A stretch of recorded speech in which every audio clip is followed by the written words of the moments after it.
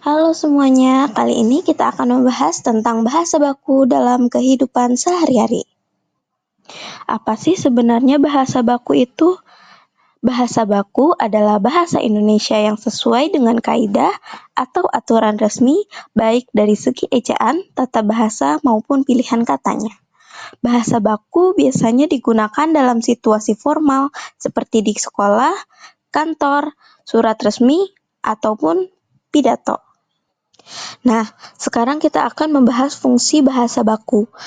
Yang pertama itu ada bahasa baku sebagai alat pemersatu bangsa. Indonesia punya banyak suku dan bahasa daerah. Bahasa baku ini membantu kita berkomunikasi tanpa salah paham. Yang kedua, bahasa baku sebagai penanda situasi resmi. Jika kita pakai bahasa baku dalam surat, pidato, ataupun ujian, orang akan langsung tahu bahwa konteksnya formal dan serius. Yang ketiga, bahasa baku sebagai cerminan kemampuan berbahasa seseorang. Orang yang terbiasa menggunakan bahasa baku sering dianggap sopan, berpendidikan, dan mudah dipahami tutur katanya. Nah, di sini ada ciri-ciri bahasa baku. Yang pertama, menggunakan tata bahasa yang benar sesuai dengan kaidah bahasa Indonesia. Yang kedua, menggunakan ejaan sesuai Puebi seperti penulisan huruf kapital, tanda baca, dan penulisan kata yang tepat. Yang ketiga, menggunakan pilihan kata yang tepat dan tidak rancu. Dan yang terakhir, biasanya digunakan dalam situasi formal seperti sekolah, kantor, media, ataupun kegiatan resmi.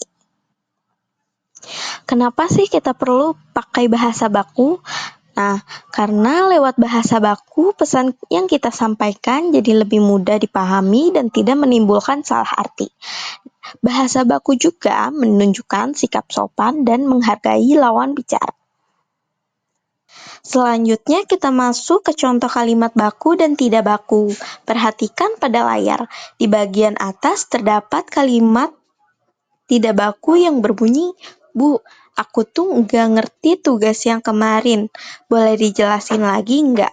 Kalimat ini termasuk tidak baku karena menggunakan kata-kata yang tidak sesuai dengan kaidah bahasa Indonesia. Seperti enggak yang seharusnya tidak, tuh, dan dijelasin yang seharusnya dijelaskan. Kemudian di bawahnya ada versi kalimat baku, yaitu, "Ibu, saya belum memahami tugas yang kemarin. Apakah Ibu bersedia menjelaskannya kembali?" Kalimat ini lebih sopan dan sesuai dengan aturan bahasa formal yang biasa digunakan dalam situasi resmi, misalnya saat berbicara dengan guru. Jadi, dari contoh ini kita bisa memahami bahwa kalimat baku digunakan untuk situasi resmi, sedangkan kalimat tidak baku biasanya digunakan dalam percakapan sehari-hari dengan teman atau orang sebaya. Itu dia penjelasan yang saya sampaikan.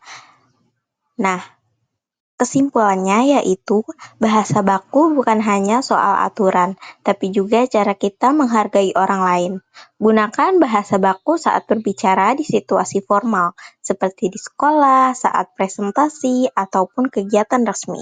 Sementara itu, bahasa tidak baku boleh dipakai di situasi santai asalkan kita tahu kapan dan dengan siapa menggunakannya.